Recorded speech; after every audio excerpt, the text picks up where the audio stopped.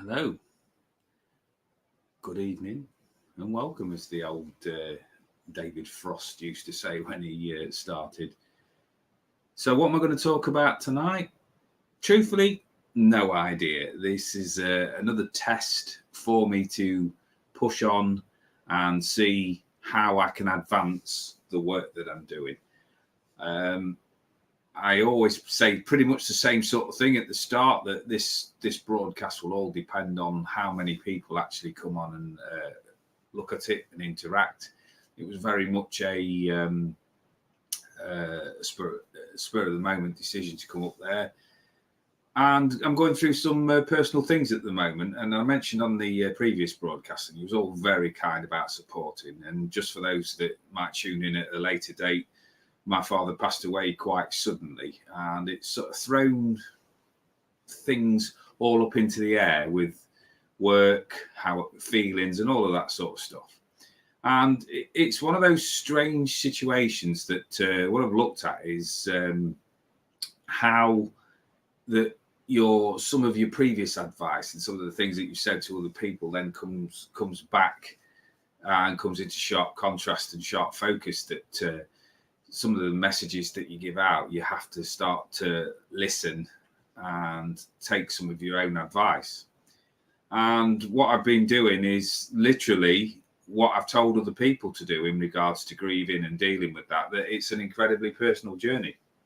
There's lots of people, hi Serendipity, there's lots of different people there that will have an opinion or have a message or something supported there about their own experiences. But this is the truth about it all. There is no hard and fast way. So the other day I was saying to Mrs. P about the grief journey and how things tend to pan out with it. And I said, what it's done is it's hastened my want to learn about grief management so that I can understand better. Hi Samantha, I hope you're well. So I wanted to do a course so that I could understand and help people manage their grief. And as I usually do, I listen to what Zoe says, and what we discussed was, but even if I take a course, would that 100% benefit anybody? Because as I've spoken about many, many times over the last 6 years, as a medium, as a psychic, that people want that connection with that person. They usually notice that somebody's settled, that they're in a peaceful place and they're not suffering anymore. And quite often do they come round them while they're working and things like that. I can't 100% prove that they do, but it's my belief system that spirit are omnipresent, that come round you, and you can be damn sure, in my eyes anyway, that if that person loved you while they were here, they will make every effort to tune into you while they're down here. While they're in the spirit world. So the thing is, what I looked at with that is that, to me, the grief side of things, there is no structure. There is no right and wrong way of doing it. So on second thoughts, I won't be doing any courses or anything like that. But what it has done with, say, Dad's passing, was to now start to look at where my own life's at, where I am on my journey, where I am on my pathway. And the truth is, it's like with everybody, we never actually know what our future holds. You know, as good as a lot of the psychics and mediums claim to be, I truthfully think that free will of choice actually overrides any message that a spirit worker gets, and that we co-create our own pathway, if of course that is what we actually want to do. You know, we can be locked into a cycle, we can be locked into a destructive cycle, or we can be locked into one of those completely all the time doing. The thing is with me, I've had a difficult mind all my life. You know, I've had depression and anxiety and things like that gives me an overactive mind. And it takes careful mind management. So when people come to me and say, you know, they've got this going on and that going on, I go straight away, I go into that empathetic mode where I go, I understand. And I really do. But I'm also quite a harsh taskmaster, not only with clients, but also with myself, because I speak to people, I listen to the story, I provide the empathy, And then I have every reading with the same 3 words before we move on to anything. And then what? It's not important how I'm dealing with clients at the moment. It's important how I'm managing myself. And basically what I'm doing, I'm putting myself up there to say how I'm managing myself at the moment.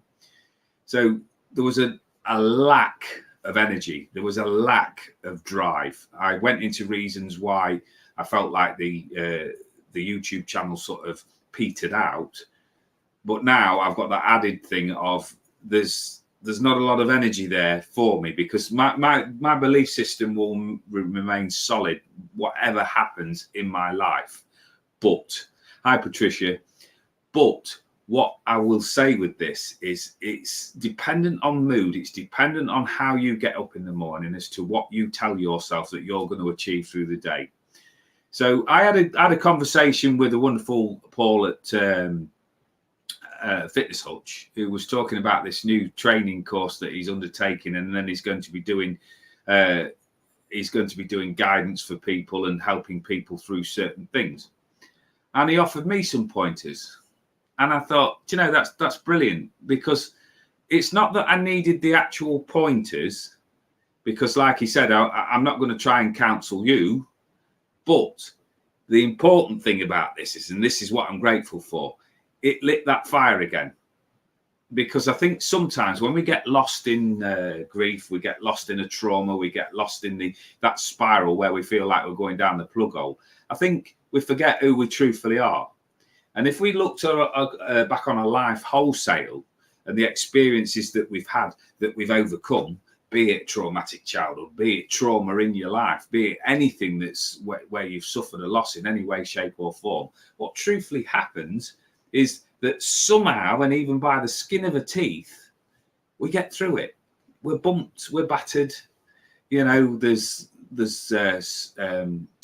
marks on us, however you want to put it. There's anxiety. There's a whole raft of things. But there's only truthfully one person who can sort through that, and that's me. In regards to my own personal journey, so I put my and then what moment in. And having spoken to Paul, I had to kick myself up the arse a little bit and going, right, okay, grieving is allowed, remembrance is allowed, but in my mindset, stopping isn't. So am I sat in front of you with myself all together and all singing, all dancing? Absolutely not. But this version that's sitting in front of you now hasn't got a full fuel tank, but I am enthusiastic. I want my and then what moment. I want my legacy to be that I've helped people. I want my legacy to be that I've inspired people. And to do that, I'm going to have to make changes. I'm going to have to look at the product that I'm putting out. I ummed and ahed about doing a joint live onto Facebook with it, but I decided that I think what I'm going to do in the future is to separate the two and do readings and guidance on there on Facebook, and then keep this channel for what I actually want it to. So this channel is the Urban Angel, Spiritual, Medium and Psychic. Now it's got the whole gambit of what I am. The reason that where the origin Urban Angel came from was one night I was woken up, and I've mentioned this before, so forgive me if you've heard this bit before, but the Urban Angel actually came from that I had a dream one night and was told that what my job is to help promote people, not to be a teacher, but to help people regain their selves when they've been through these difficult times. I am not, please do not think that I am sat here saying that I'm an expert in anything, because I'm not, but I've got a ton of life experience.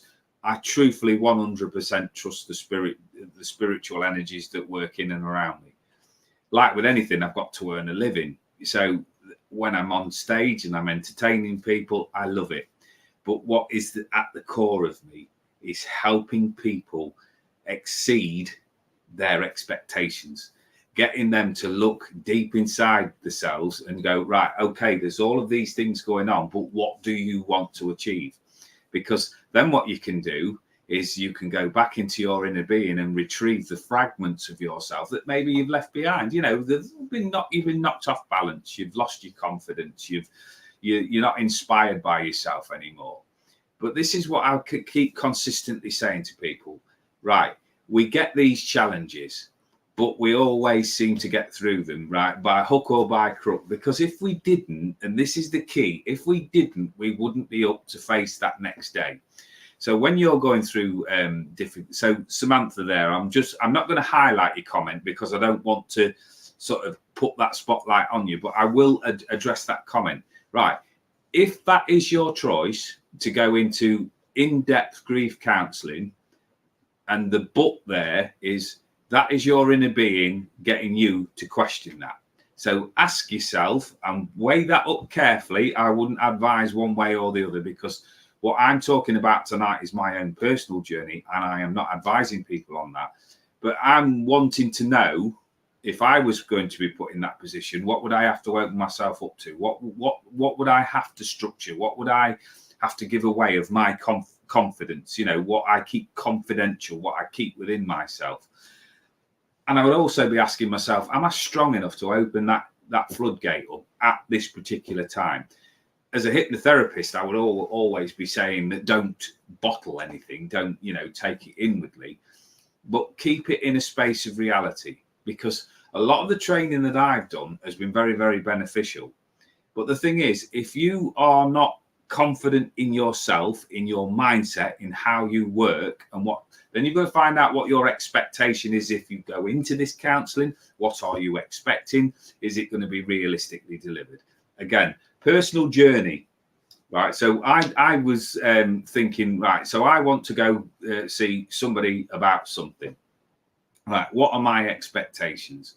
Well, for me personally, my dad has been at war with himself for many, many years and has had a very difficult background in regards to illness and ill health, right? What I want is to know that he's at peace, full stop. Then I can move on with my life. Can anyone deliver that for me? I don't know. Would I want somebody to restructure my thoughts around that one?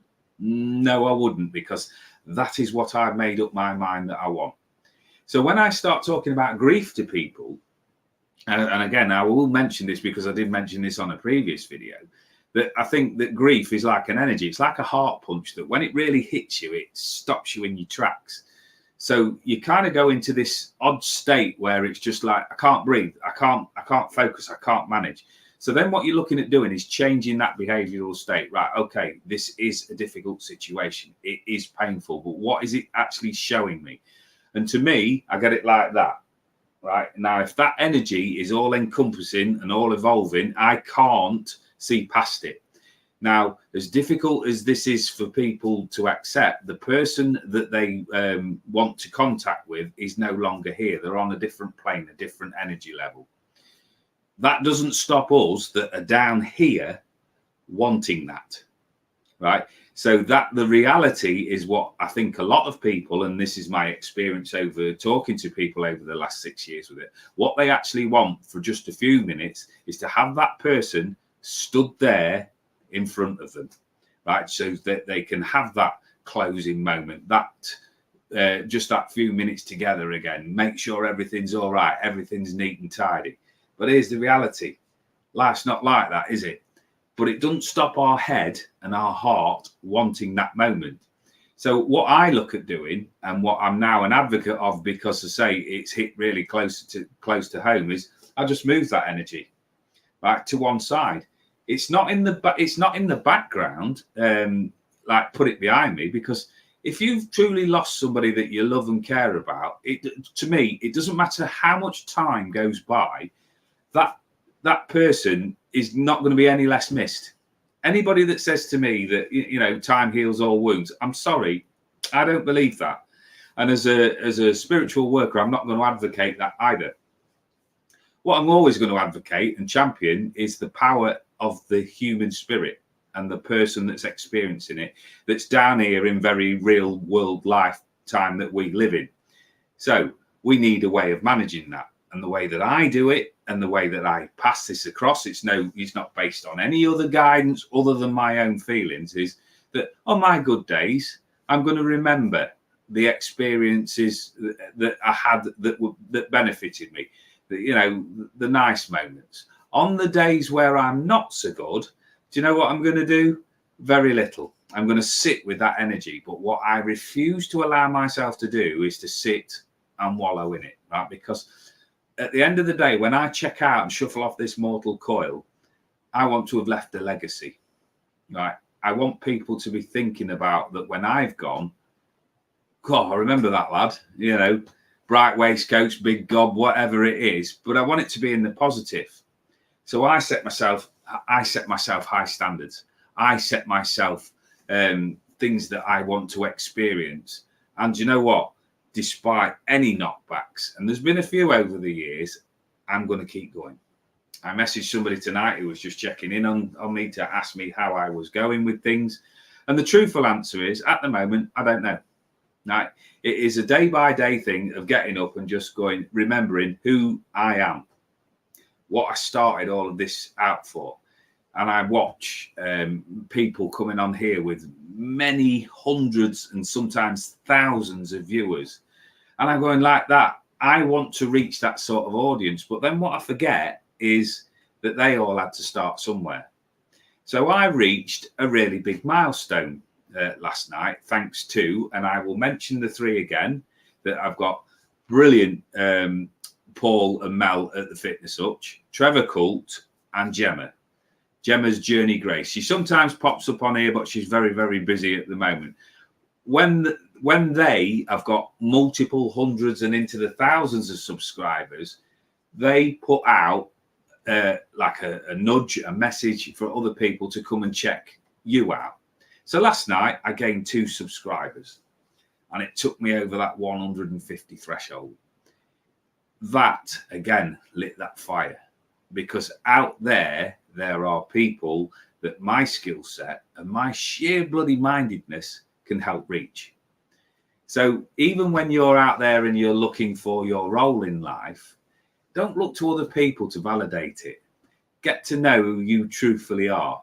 I've met some wonderful people through YouTube and made those connections. And I love picking up on how they present, how they come across, how genuine they are.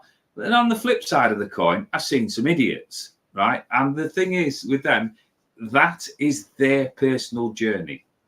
Their personal journey and their outlook is not going to affect me, because what I want to do, and I will keep repeating this, is to promote other people, to bring in upliftment. And it's almost like having a fuel tank that you're tapping into. I know full well that Spirit will keep topping up my fuel tank so that I can give that energy to other people. When he was doing therapy training, it was all about looking how to build rapport with people. And that's what I'll do. I'll take that time out to view people. I've let a few things go as well because I worry. I'm an analyst. I overthink. I overanalyze. And what I've seen because of my dad's passing is my dad was the same as well. And I look there, and when we've got that finality of seeing him in the position that he was in when we found him, is made it crystal clear that it's no good worrying about little stuff. Because what happens is, if it comes down to big stuff, we step up and we deal with it in our own unique way. If it's piddly stuff and we worry about every little thing, then my belief system is that we get more and more of that we notice. We get more and more opportunities to look at this piddly stuff. Once we just don't focus on piddly stuff, then we're confident in the fact that when things come in, we will deal with them, because that is a pattern that we've set in motion. So my thought process with all of this is that I'm determined not to get beaten. I don't know all of the answers. All I know is that when I come on here, I light up. That there's going to be people on here, so I'm low in numbers on here tonight. But when I started out in the churches, and we used to go to the services and you get 3 or 4 people, the mediums always used to say the same thing. Those that are here for this evening are the ones that are meant to be. I've got supporters I've got people there that have shown me immense love and strength and messages and things like that, asking after my welfare. I'm okay, right? I'm a stubborn, awkward bugger, and I've had to realise, right, I've got my limits. So I've had to take time out. I've had to take a few deep breaths. I'm not blaming my absence on YouTube because of what I've just said there about my dad, because that's not true at all. I got into this state of apathy because I expected everything now to start buzzing and everything to start flying, and I would be chasing people down. Then, you know, I would start to have all of these viewers. But you look at people like Gemma that I mentioned, and the thing with Gemma is she was speaking the other night and kindly sent me a message to say that she'd been on 9 years. You look at the fitness hutch that is constantly putting on new content to get up to his 2,000 followers. Trevor Cult's a legend on this sort of YouTube thing. I mean, he's into multi thousands of people there, but all of them have found a way of applying themselves. You see, the thing is, even when Paul comes on from the fitness hutch there with me, he still doesn't understand what I do. So he will always make an apology that when he's put something out, am I understanding it right? Right. It doesn't faze me, right? Because I'm such a believer that when spirit want to make that contact, they will make that unit, they will make that bridge of understanding. And I sit back and I smile at Paul, because Paul's going on a slightly different route that I took when I came out of the prison service. But ultimately, he's doing the same thing that I'm doing or looking to do, which is inspiring people and helping people. It takes a lot of energy. And when it's taking a lot of energy, you've got to be then disciplined with yourself to have a look that sometimes things that aren't working need getting rid of, whether it be an old ideal, whether it be an old thought pattern, whether it's even just an old action that you've always taken. It just needs looking at. So when I keep looking at these comments coming in, and there's only a few coming on tonight, so maybe I won't be stopping on to long tonight. I don't know. I truthfully don't know. I've got three showing us up here, and I'm very, very grateful for people coming on. I'm looking at, as I say, just bringing in upliftment to people. Also reporting in on what I'm actually doing. So, I mean, I'm sat in my treatment room at the moment, and I've got readings booked for this week. I'm also out tomorrow night at a private event doing readings in Leicestershire. And then at the weekend, I should be out at a show for 2 days, and I should be demonstrating there in front of a big audience. And that's all brilliant. It's all part and parcel. That pays the bills and puts food on my table. I had one or two people as well recently talking about money and things like that. Now, spiritualists out there, the churchgoers, think that you shouldn't benefit from having a gift. I'll answer that, right? I'm not bothered. Think what you like, because at the heart of me, I am not a religious person, but I believe in the power of the universal oneness. I believe in the universe, and I believe in spirit energy. I believe I am an energy worker. So you wouldn't say to a mechanic, right, you're not practicing in the right way, so you shouldn't earn money for that. You just wouldn't. It's the only walk of life that I've ever been in where people are saying you shouldn't benefit from it. Right. I am not an egotistical person. I am not a person there that is going to go out there and rip people off or make them feel attached to me, if you like. You know, that what he says is absolute gospel. Right. I'm your cheerleader. I'm your supporter. I'm the one that's going to help, I hope, just show a perspective. All I look at doing when I'm doing my spiritual work is putting a mirror up to the person and saying, just have a look in here, right? Talk to that person in there. Talk to that reflection that's looking back at you, because that's your reality. What you tell yourself is what you actually learn more of. So what you believe is what you achieve.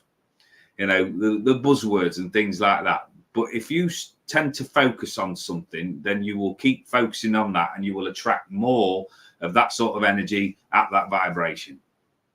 So I could quite easily sit at the moment pondering over the fact of why I've hit this big pause moment.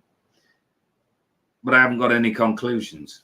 I go out for my walk with my dogs and I have a walk around the local park, and then I ask Spirit the questions. Right? I'm not getting any answers back.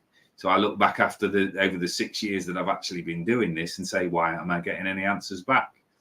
What have I told other clients previously? Well, Spirit are at a higher vibration than what we are.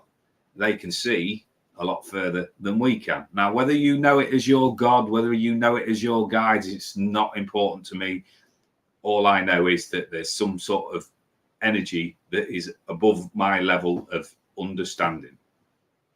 And what I've always told people is that as you're developing with that Spirit know that we live a difficult life down here on this earth plane.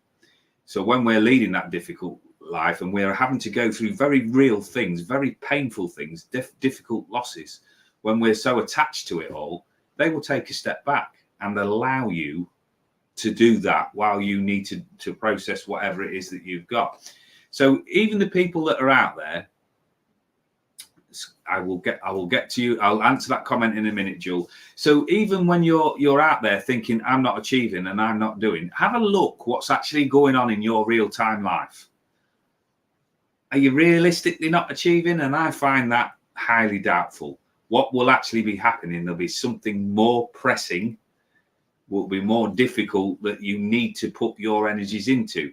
So it's like, if we go into a panic attack, what actually happens in a panic attack is all non-essential services shut down. So that all the blood rushes to the places where it might be needed to either run away from or fight, the fight or flight thing. And I believe that this is what happens when we're in that real life state of shock, grief, upset, that all non-essential services shut down because we've got a battle to fight. We've got something that we need to face up to. So all of that energy goes somewhere. So we've got to look at, right, okay, that's where the focus is. So what I've done is I've pulled my focus away, and I've gone, for once in my life, I need to put me first. I need to put myself in that place. Like if somebody rung me up tonight and or messaged me on Facebook or anything like that and wanted my time, I would give it freely without question. And then I started to think, but what if I haven't got that energy to be able to do that? And that is what I found over these last couple of weeks. I've still got people that want to connect, which is what I absolutely love. And my head's gone, yeah, but if you don't take the readings and you don't take the work, what happens if you can't afford to pay your bills? This is where your faith is tested. Right. Let me be very, very clear on this, that I love the spiritual world. I love my spiritual work, but I'll not be able to work if I'm laid in bed. Well, anyway, stressed, grieving, in pain, whatever you want to call it, whatever you want to know it as. So my body, my head in particular, because I've had some terrible headaches just recently, I'm in a state of what is known as dis-ease. Right now, dis-ease is your emotional flow, your whatever you want to know it as, is not flowing clearly, cleanly. So what do you do when you're in that state? Right, you slow things down and you start to assess and have a look what's going on around you. Because if we ignore the state of dis-ease, we go into a place of dis-ease, as in presenting physically with illnesses, depression, anxiety, and other serious illnesses coming in. What is the root cause? There's loads and loads of research out there, which I'm not going to get into because I'm not an expert. But when you look at it, right, what is actually causing your state of stress, anxiety, and things there? If you can isolate that, then you can work on it. So that's what I'm doing at this moment in time. I want, and I'm making this very, very clear on here, I want to present this as like a TV style program where we get into a discussion, we have some banter. I want themes coming out of this, and I realize that it will take time to build this. To get the numbers that I was getting on Facebook gives me the thing in my mind that to get those numbers, I've got to be prepared to put up with the spammers. At this moment in time, the way my head is, I'm not prepared to put up with that. So this is why Facebook aren't involved in this at the moment. but I value every single contribution that's made on Facebook, that's made on YouTube, that's made on all of my social media. What I'm looking at is that sort of completion now of cycles. Right, I've done that bit, I've done that bit. Where am I to next? So it was a massive thing last night to get to 150. So I'm very, very proud of that. Right, let me just look at this comment there. When my dad died, he was troubled souls. Informed my guide he got on the wrong bus. And do you know what? That is the loveliest way that I've seen something like that described. I really, yeah, it is. Again, I can't say I know this for true. It's just a feeling that when we come to this earth plane, that we write I'll get it right in a minute, a blueprint, right? And albeit for the odd twist and turn that comes in, for the unexpected, we actually work through that blueprint from the moment that we're conceived to the moment that we shuffle off this mortal coil. We have got a plan, right? Truthfully, the way my head's been over the years, when I get back to source, I'm going to be kicking the version of me that put me in this place here up, kicking right up the arse. And the reason I say that is not because I feel bitter about anything, but I'm a simple man. I like things a lot clearer and a lot simpler. So I've not had it, this, to me explained it. But then again, if you think about it, that is what my lesson is. So I believe that we're here and we learn lessons. Sometimes they're really, really painful. I believe that you pick your family before you even get here. So they show you parts of the lessons that you need to learn. And what I've learned now that my dad's passed away, so that's my granddad gone, my father gone, my father-in-law gone, that is the last male influence in my life that I could get on the phone to and ring and ask for advice as a man. So what have I learned from that is, well, I need to rely on this a little bit more than what I usually do. That means rating yourself, valuing yourself, your self-worth. You're in a guidance system, right? Listening to it. So if you're in that state of disease, taking time out, that's left me a valuable legacy from those gentlemen who passed to the spirit world in differing ways at different times, and leaving me with various levels of things to consider, which I'm not going to get too deeply into because I don't want to share that sort of private moments. But all of it is information that needs collating. All of it needs to looking at to see where I need to go with all of this. So this was my opportunity to come on here and just say, right, I welcome everybody that comes in here. I welcome everybody that wants to give me support, wants to give me guidance. But ultimately, I'm in charge. I am the one that's co-creating my own destiny. So as we go forward, I hope you guys that come on here will continue to support me. I'm looking at how better to promote myself.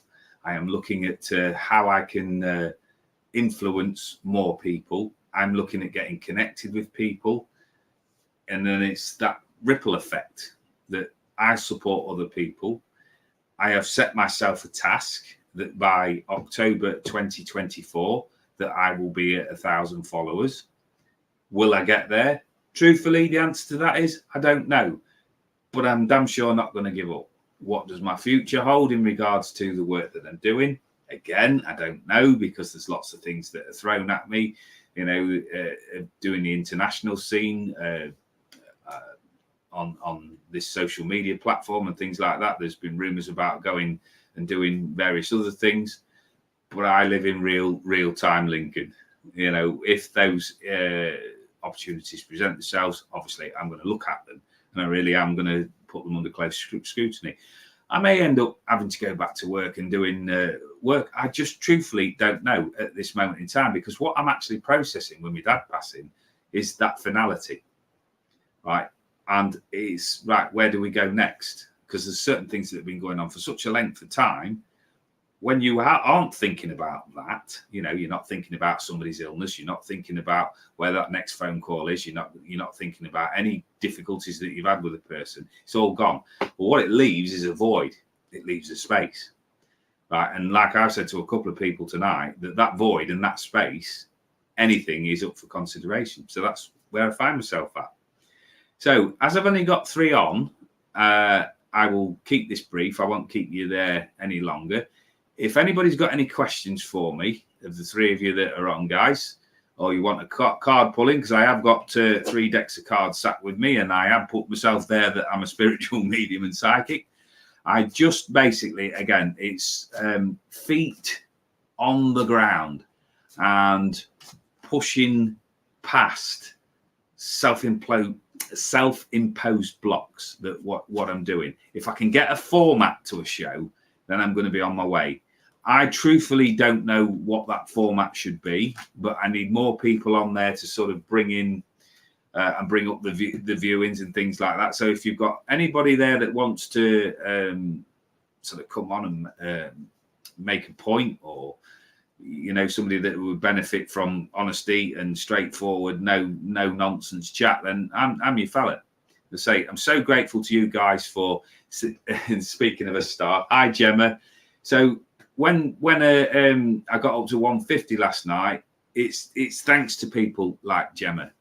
It's thanks to people like Trevor Cole, and I'm being inspired by people constantly. And what I also seen is I got another gentleman there that was sorry, I'm just tripping over my words a bit. Another gentleman last night that subscribed to the channel. And then you look at how he writes things, right? He obviously thinks totally different to me, but I welcome everybody, right? As long as you're kind to one another, as long as you look after it, I like the idea of the community-based thing around here. I'm not looking to generate any sort of like one side against the other.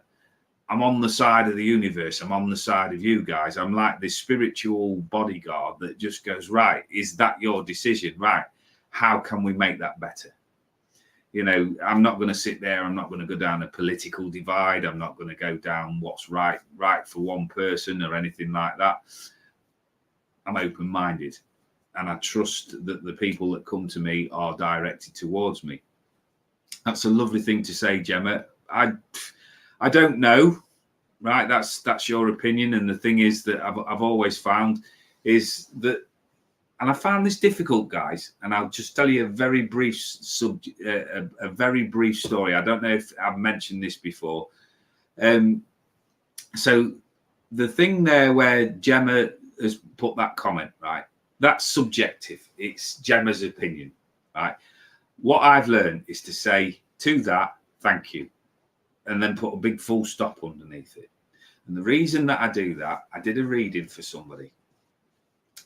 Going back into my early days, and bearing that making me sound like a real old soldier, but probably about a year, 18 months in, and I worked with a lady, and she was sat there and she was so nervous. The anxiety, the social stimulation that was going on was just too much for her. And I worked with her, and I got her uplifted, and I got her energy to get up to a certain point, and she started to smile. And she started to radiate this lovely energy. And I always make sure that when I'm doing a reading, to make sure that client is looked after, because the one thing that I cannot stand is when an emotion is generated within somebody and then you kind of just go, right, that's it, time's up, off you go. Right, that's not me. I care about people. I care about their well-being. So I made sure that she was actually okay. And she sat there and she said, thank you, but I don't know what you've done there. Well, truthfully, I hadn't done anything other than listen to her story and then just make a few little tweaks, and then showed her them, and then said, right, this is how I'm picking it up. If you try that, how does that feel with you? And then as she goes away, she's got something to think about. So when she went away, I thought, brilliant, I've reached her. Following day, she comes back and she stood in the background, and I can see her. She's like this. And I looked, and I don't want anybody to ever be like that around me. So me being as bold as brass, just walked over. So was you waiting for me? Are you okay? She says, yes. She said, thanks to you. And I went, she went, let me finish. She said, what you did for me yesterday was amazing. I'd been in such a state over the week, and you're the first person in a long while that's actually took time out to listen rather than talk at me. Oh, that's what I do. And she said, I am so grateful. She said, and you will never know how much it's taken for me to come in and speak to you and say that thank you. So just imagine that in my sort of cringy state where I feel it, you see, my mindset was always that if somebody tells me I'm a load of shit and I'm no good and they're critical, I can always improve. Right? But I've never had it through my lifetime where people have actually given me compliments. So when they started coming in, and I'm talking quite a lot of them, I found it very difficult to comprehend. I found it very difficult to deal with. But I needed to change my mindset then, because what I looked at then was, what if there's other people out there that I really have affected and that I really have inspired, and because of my awkwardness about accepting compliments, that person's then gone away and thought that their opinion's worthless or they're being belittled. So I thought, I need to give my head a shake. So now I do the same thing, Gemma. What actually happens with me is when I'm delivered, and this is when I get up on stage, I say the same thing as well, pretty much on my sort of ending up part of when I've finished doing a demonstration. If you think I'm shit, thank you, right? Because I can improve. If you think I've been really good and great and, you know, whatever it is that you want to say to me, thank you, because I always want to improve. Because my belief is that, like, life is like a circle, that you're not far around the corner from one or the other. So now when I listen to people, I just say, right, if that's your opinion and it's being delivered in a genuine way and you're not attacking me, thank you. Because what I've found is that some people can't always find the right words. Some people have left me gifts on the table rather than having to come back and speak to me, because that's how they show their emotion.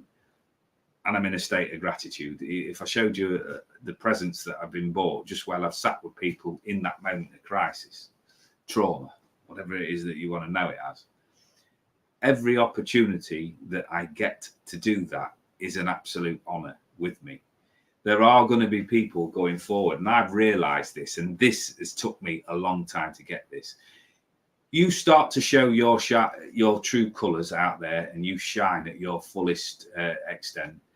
There are going to be certain sections of the community that are going to put the dampeners on you, that are going to try and squash your light and dim your shine or whatever. Do you know what I say? Bring them on. Right? Because if they've got that little in their life that they want to look at me as their roadblock, there's something wrong there. Right? Because it doesn't matter who they are, how powerful they are, how strong they are, what my upbringing's been, what my experience has been. I've been given a task. I've been given something to do with my life. My life's ambition is to be doing things like this, speaking to an audience. I haven't got the expertise. I'm aware of that. I am going to make mistakes. There are going to be people out there that are jealous of me. I couldn't give a shit. I really couldn't, because what I'm looking at doing, and I keep repeating this because it's at the center of my heart, is helping inspire people to get up to their best level. And to do that, what you have to do is press a lot of buttons. Ex-prison officer sat in front of you that was 12 years in that job, that I had a bunch of keys, right? And those bunches of keys would open different doors. But if you put the wrong key in the wrong lock, it'd cause problems because it might snap off in the lock. You might be in the wrong place altogether. You might go into somewhere that you don't want to be into. So my work is about putting the key in the right lock. A lot of people that come to me have already done all of the hard work. They've addressed any issues. They've dealt with those inner demons and things like that. Then they've got to the new door, and then all of a sudden they froze because they're frightened of what if, because even moments of trauma and the dis-ease that I mentioned earlier becomes familiar. So if you've dealt with something for a long, long time and you get comfortable in that, then when somebody presents you with a new opportunity, it takes time to bed in, because if that's all you've known, how do you know how to process that? So that was what my journey was like with all of this spirit stuff. I know black and white. I know difficulty. I know how to talk to people.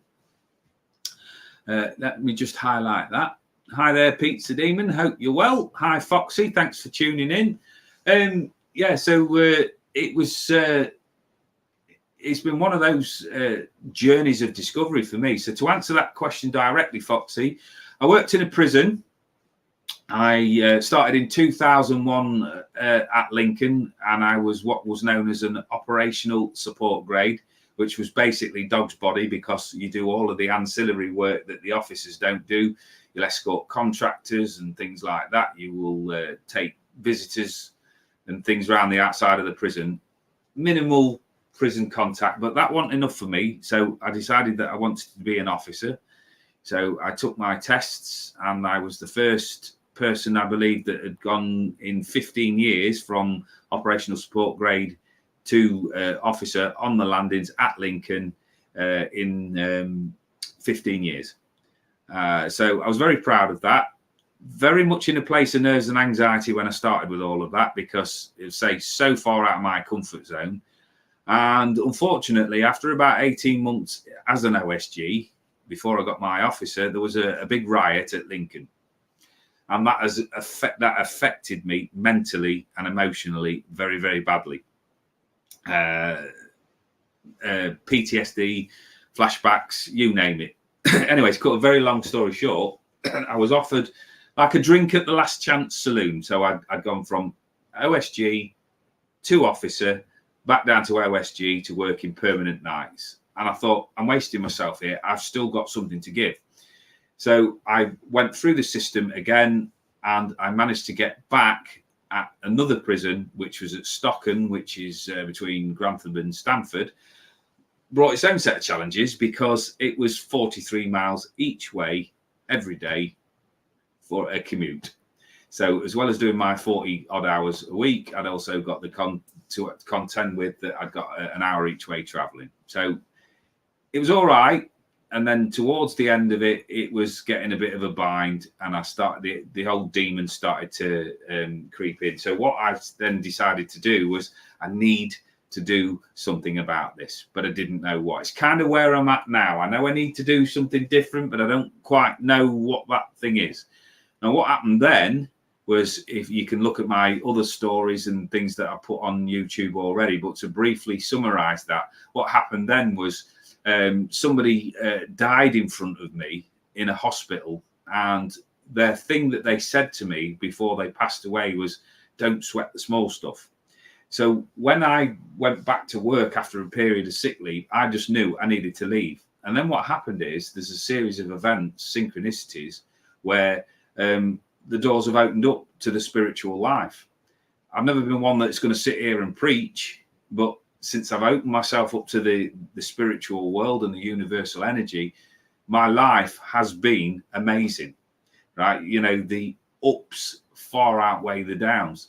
I could sit here truthfully, guys, in front of the 9 people that are on and say to you that if my spiritual work finished tomorrow, I will sit there and I will write a book on all of my spiritual experiences and the opportunities that I've had, because I've opened myself up and just went, do you know what? Chuck it at me. I'll give it a go.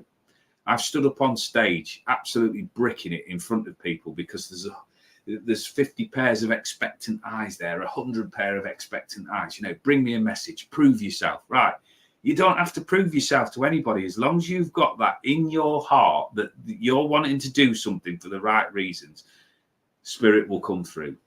And that's every time I get up in front of an audience, whether it's 1 person, 9 people, 100 people, that I am bringing my heart to the table and I'm matching what they're giving me. So my prison service was what I knew for 12 years, 4 months and a few days. That is all I knew up to that point. So in the 10 years, and I celebrated my 10th anniversary of leaving the other day. And do you know what? I did celebrate it, because it's no good looking back and saying I wish I hadn't have done it, because it was part and parcel of my life. So every year that gets past, I look at where I currently am. How have I progressed? Right.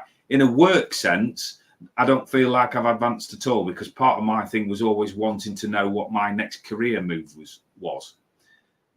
I'm 51 now, and I'm no further on knowing that. But I keep having opportunities to go out and perform in front of people. I keep having these instances where I've got people coming in that are bringing me these wonderful messages and things of support. And I just keep being me. I sit in front of a big banner there, Foxy, that says, I am what I am. I do what I do. I'm just me. And that is because I am being truthful.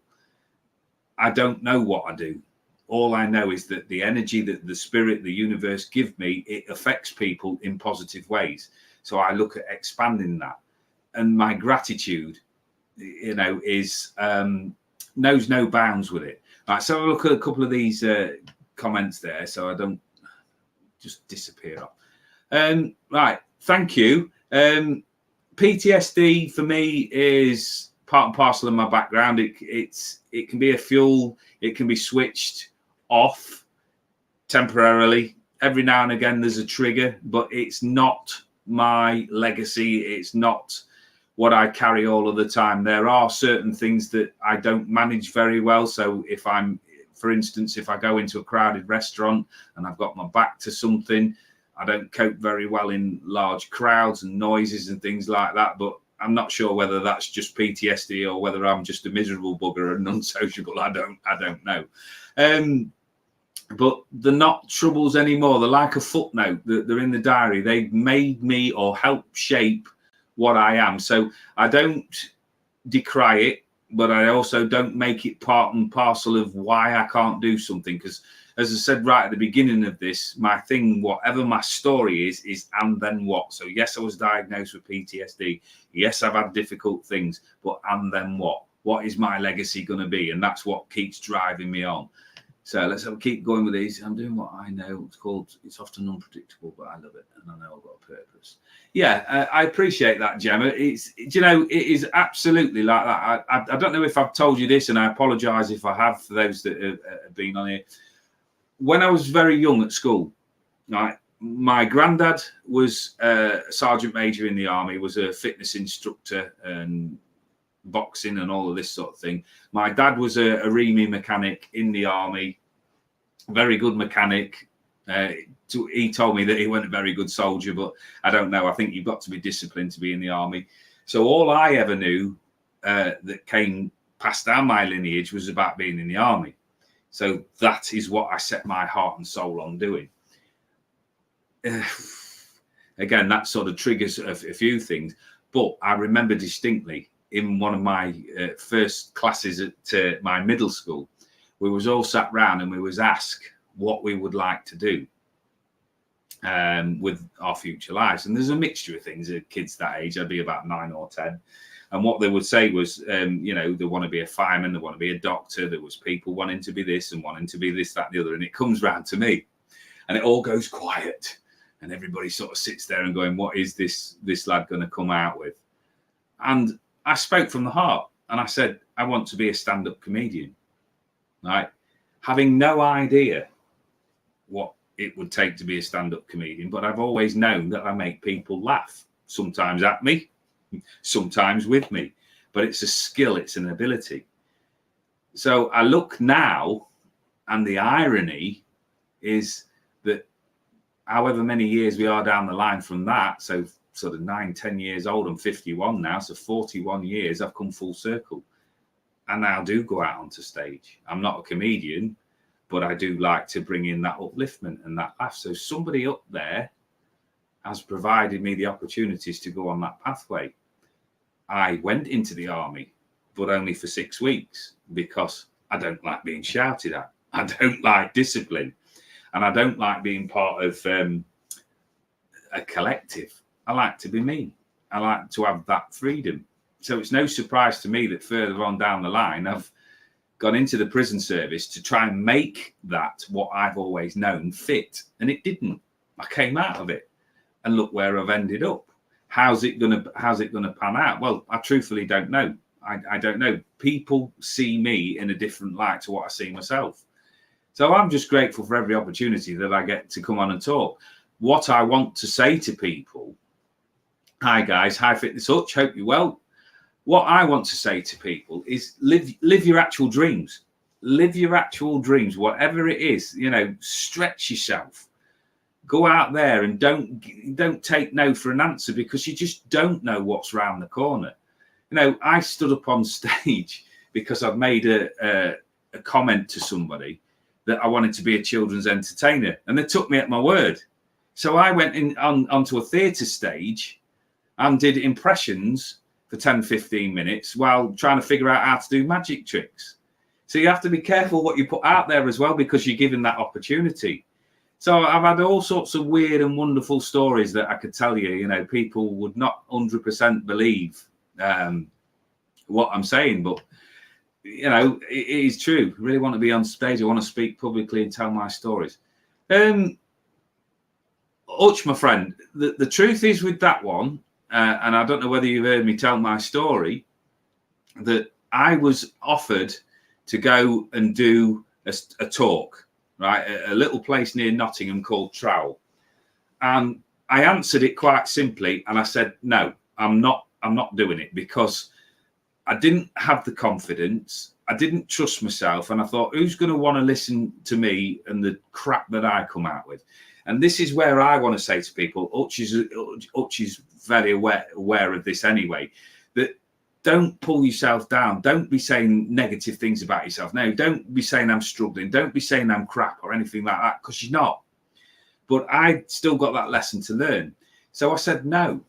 I couldn't see myself doing it. I couldn't get my big boy pants on in time to get this done. So that anxiety was eating away at me. So I go into this, well, I don't say it's a meeting because that sounds a bit grand, but I went to speak to the person who'd offered me this opportunity, and they went, right, let's just look at this a different way. What if you go into that room there and you tell people about your experiences up to this point, you know, from prison officer to coming into the spiritual world, working with mediumship, what your version of mediumship is, what your psychic thing is, what your skill set is, whatever. And then if that you get something and you want to deliver a message or feel able to deliver a message. I'm going to give you a 45 minutes time slot. What do you think? And it was one of them real deep breath moments. And I went, right, I'll do it. I'll give it some thought. I'll do it. So the event comes round and there's a woman stood across my table at this talking away. So what do you do? I don't really know. She says, well, what do you think you're going to talk about? I really don't know. I said, I'm really, really nervous. She said, oh, I've done all of this sort of thing before. And I went, oh, have you? I says, oh, I tell you what. I says, why don't you come in with me? I says, and then we'll both stand up there together. And then if you can lead me, and if I've got anything, I'll jump in and I'll deliver a message. She went, oh, no. She said, I don't do that sort of thing. And I went, all right. So I walked into this room, right? Very small room, probably about 30, 35 seats in there. In there was 3 people for my first talk. There was my wife. Now, anybody who meets my wife and has the experience to speak with it, she's dead down to earth, dead straight. She's my grounding influence, pretty much like Mel is with you. And the thing is that she'll tell me straight. You know, she's heard all of my stories before, all of my jokes, all of my rubbish many, many times before. But she was there to support her husband because he was nervous. The second person in there was the person that had come to give me moral support because she knew how nervous I was. She worked at the prison with me and she supports me through all of my ventures. The third one that came in was my last customer. Right, so I took that to mean that whatever I'd done and said to her was okay, because she then gave me her time, some of her last hours, to come and sit and listen to my talk. So I walked into that room, and as I said there earlier, I don't like discipline. I don't like being told what to do. And there was tables, and it was all set up neatly. So I had to wreck it. I had to get rid of it all. So I pulled it all out of the way. And I always carry a bottle of water because for some reason when I'm working and I'm up there talking, I get very, very thirsty. So I've got my bottle of water, put it down on the table, turned round, took a deep breath, and then looked out, ready to address these 3 people that were in there. Only there wasn't 3 people in there. There was now 35. It was at full capacity. The whole room was absolutely chock-a-block full. There was people stood outside queuing. And I looked round and it was just a total shock. Had I got a script prepared? Nope. Had I got any idea what I was going to talk about? Nope. Had I done anything like this that would prepare me to deliver? No. I've got one word in my mind, which was trust. And that's what Spirit have always taught me. Trust. Right? So I stood up there and I delivered. So I split it down in my mind of how long I'm going to talk about. And I'm now, because I've been delivering this talk for about 5 years now, I normally get to a point where it naturally peters out and then I can start working with Spirit and bringing in the messages. But I've not had that experience. So it was, I was winging it at that point. So I delivered what I'd got to deliver, spoke honestly about my prison service, my background, that I'm no tough guy. I've had my tough guy experiences because I've had to. Right? Basically, I've been in situations that I've not wanted to be into, but I've got no choice. So I told the stories that I think every serviceman's got in some way or another, but I told the truth as far as I got. Then how I came into the spiritual business, which is a topic for another day. And then towards the end of that, I started to get messages through from the spirit world and I delivered them as well. And the little bits of training that I'd had with various other mediums, I did a little bit of psychometry, which is psychometry is working with energy that comes off rings, jewelry, watches, etc., and delivered a few more messages. At the end, I'm there, stood there, and I'm thinking, right, 45, 50 minutes.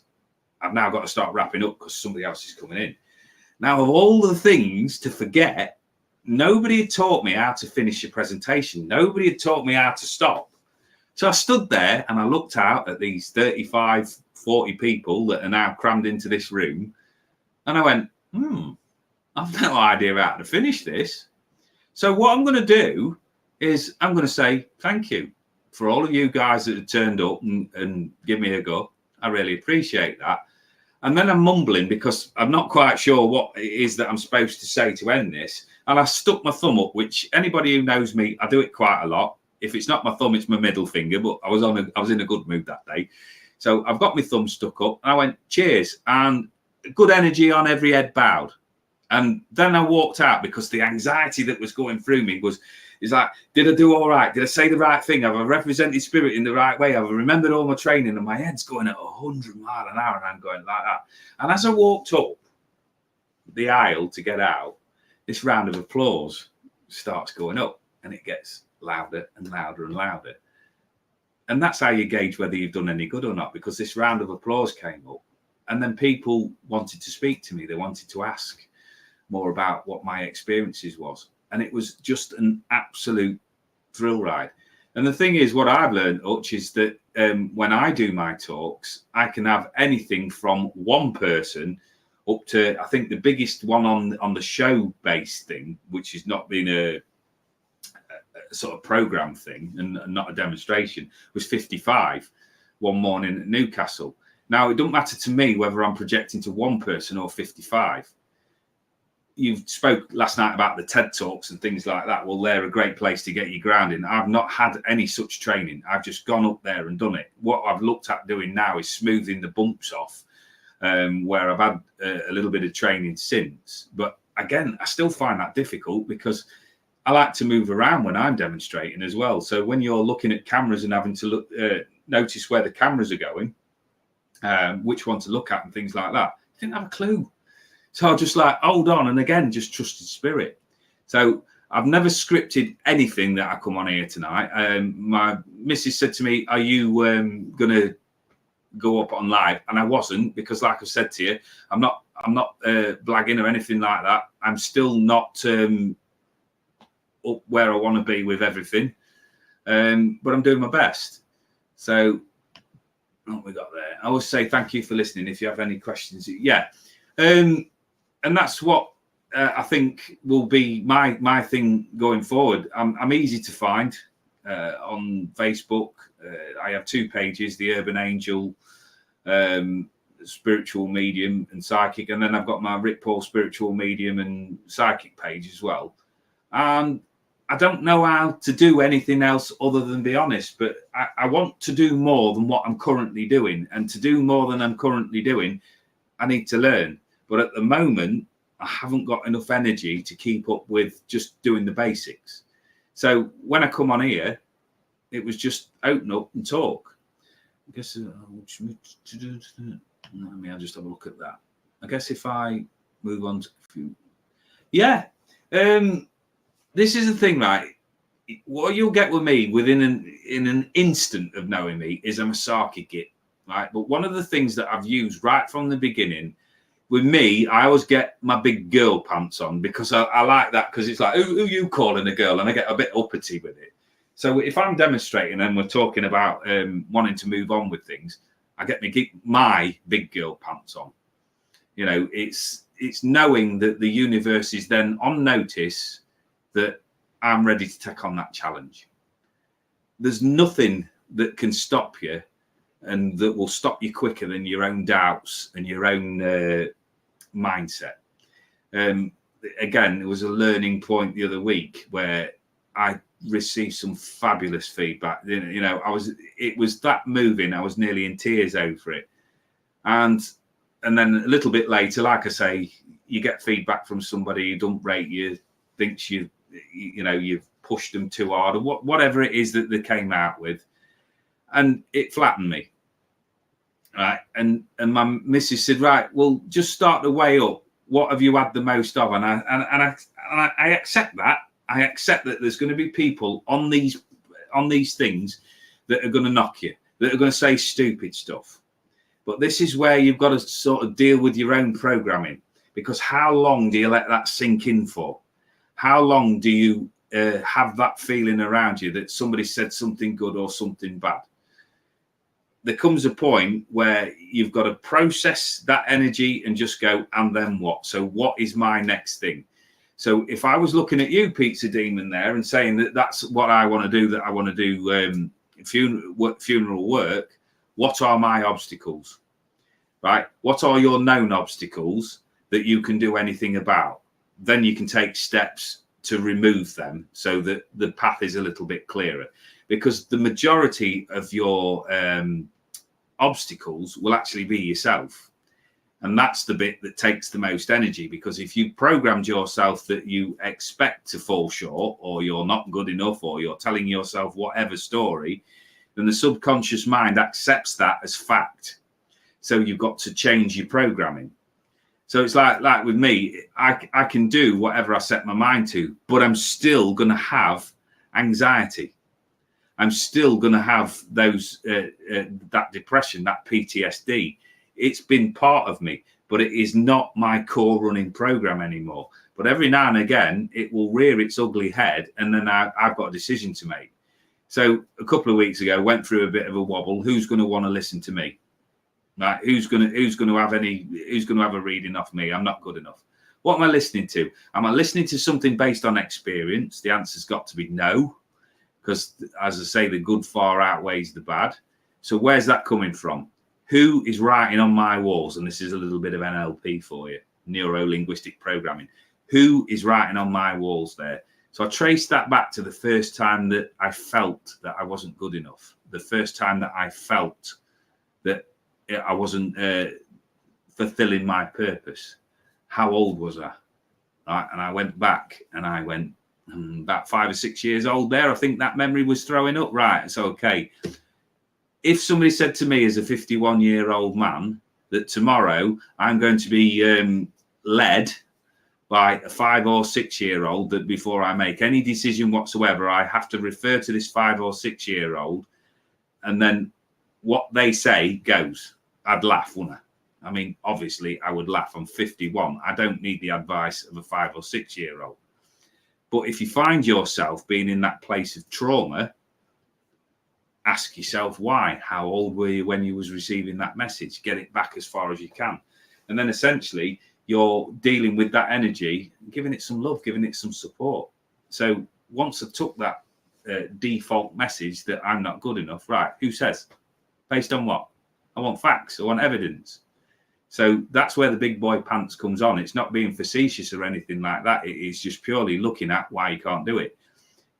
if you're telling yourself you can't do it, then you've got to change your programming. If you really can't do it, then accept that and then change your programming anyway to go on to the pathway that you want to be on. So there's lots of different ways of working with your own energy. Right, let me just get a few of these. How did you find that? Truthfully, terrifying. I'm not going to lie. I went up there and I was terrified because I thought everybody would be looking at me in some sort of weird way. I don't fit convention. I am not interested in sort of pleasing people. I am the oddball. I am the weird guy. I always have been. But I went up there and I was on a mission. And I thought, do you know what? I was anxious at the beginning, but then I thought, what's the worst that could happen? Could somebody there sort of sit there and think, oh, what a prat he was? Right. Has anybody called me a prat before? Yeah, absolutely. Has anybody thought that I was stupid or, yeah, right. Have I recovered from that? Has it really stopped me or blighted my life? Well, no, it really hasn't, has it? Because it's like when you fall down, you pick yourself up, dust yourself off, and you get on with it. But what I will say from experience, the more and more I've done, they become easier, not through experience, but because you are talking about something that you're passionate about. You know, the people that go on and they do the scripts and what they're prepared for, more often than not, they already know all of this. They just use it as an aid to, you know, if they wander off track or get distracted a little bit, they can just knock back to the script. But if you're told, right, you've got to script something that you're not really particularly driven about or interested about, that's where you'll flounder. So when I deliver, it's always from the heart. So like coming up here tonight, I had nothing on my mind other than, right, I'll put on here and see how many people come on, because I wanted to get my energy going again, because it's been a bit stagnant. Yeah, okay, there are reasons, and then what keeps coming in? Yes, there are reasons, but I still need to crack on because there is a future to plan for. So I'll just see onto these comments. Bless you. Oh, yeah, bless you. I think you need to go to Specsavers, my friend. I reckon I looked 51 when I was 21. Oh, dear. Oh, honestly.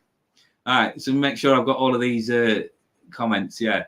So, right, the level I'm at, 150 subscribers, ain't going to make any difference to other people out here. And I'm still working my way around people. So if you've not been on and subscribed to the Fitness Hutch, if you've not been on there and been on Gemma Grace journey, if you've not been on to the wonderful Trevor Cult, get yourself on there because it's free. You can contact me any way that you like and give me feedback. But the thing is, I ain't going anywhere because I'm on a mission. I'm on a drive. Now, my pathway over this next year is going to take me all over the place because, as I say, with what's happened, my mindset's changing. I'm not going into a deep state of grief or anything like that, and I'm not going to go into the reasons why I'm not in that traditional state of grief, because that's for me to know. But it's opened up things in my perspective. Right, let's show me there. Right, Foxy. Right, I noticed last night you made a comment where you thought you'd upset somebody. Right, it would take something far more than that. As an ex-screw, and Paul will tell you this, that we have thick skins. Right, I have never been one about my looks, about my age, or anything like that. I have a self-deprecating sense of humor. You will not offend me. I'm just in a state of gratitude that you subscribe to my channel. End of story. Right, just saying thank you. And rest assured, anybody that came on here and said anything that was really derogatory or negative, I just delete them. Right? So I don't get agitated by stuff like that. This is what I've been trying to illustrate all the way through this. And I'll use my mum as an example. We sat there and she's had a couple of things happen today that will derail her because of the state of mind she's in. You know, she's lost a husband of 55 years and it takes new planning. It takes new direction. And a couple of things have happened that have knocked her confidence a little bit. So I turned around and I went, Mum, right, let's just take a stop. let's just take a pause for a minute. Right. That was a problem, wasn't it? Yes. Right. Does that problem in this moment that we're looking at actually exist anymore? No, it's gone. Right. That's it then. There's your full stop. You put your full stop underneath it, and then you move on to whatever the next thing is. So the reason I'm saying this to you, Foxy, is if I'd got an issue with you, which I haven't, I would tell you. Right? I would tell you directly. It's not even registered in my mind. The thing of this, as I put in the description, it's about don't sweat the small stuff. So that would be my advice to you, my friend. Don't sweat the small stuff. It's brilliant what you put. You're interactive. And as somebody on here who's not got a great deal of experience with doing them on here, it's fantastic that you've come on there and you've had your input. Right? And the thing is as well, and learn this as well, that not everybody's going to agree with everything I said. Not everybody's going to agree with anything that you say. But as long as we're polite to one another and respectful and respect one another's differences, then I'm all for it. It's open discussion, because what it will do is it will raise something to the surface, maybe I can learn from it. Maybe I can look at something from a different perspective. Maybe I could tailor my delivery or something like that. But I don't get agitated over little comments. Right? I know what a sense of humour is, and I'm saying talking about Paul there. Paul will know what gallows humour is. Paul was in the army, and the prison service was like. In my background, I was actually a butcher as well. So that sort of environment that I worked in for many, many years, it's gallows humour. So you appreciate all sorts of people's sense of humour, as long as the context is that people out there don't be offensive, right? That is where I draw the line. I will not tolerate in any way, shape, or form anybody being bullied, right, or being abused or anything like that. And that is the only thing where I would draw a line. I would take a step in. But in regards to me, too long in the tooth to be bullied, mate. I was when I was a kid, I was bullied tremendously. It was levelled at me one day that's why people become screws and police officers, because they were bullied at school. Well, I can assure you, I was bullied at school, but it wasn't the reason I became a prison officer. Certainly had nothing to do with that. But I say we're down to 4 people on there. I've had 9 on at one point. Guys, it's been absolutely amazing. Thank you for joining in. Now, I've been on 1 hour and 17 minutes, and I am going to call it quits on that and just say thank you. And as I said, now with all of the work that I do, when I end a broadcast, is to just say, if you thought I was shit, thank you, because I'm going to do better. If you thought I was good, thank you, because I always look to do better. And as the motto and the moral of this story is, enjoy your week, guys, and don't sweat the small stuff. It sounds a lot better if you actually say it with your own teeth in, doesn't it? So I'll do that bit again. So as you go about your week, thank you very, very much for all of your support. Much love out to you all, and don't sweat the small stuff. Thank you and good night.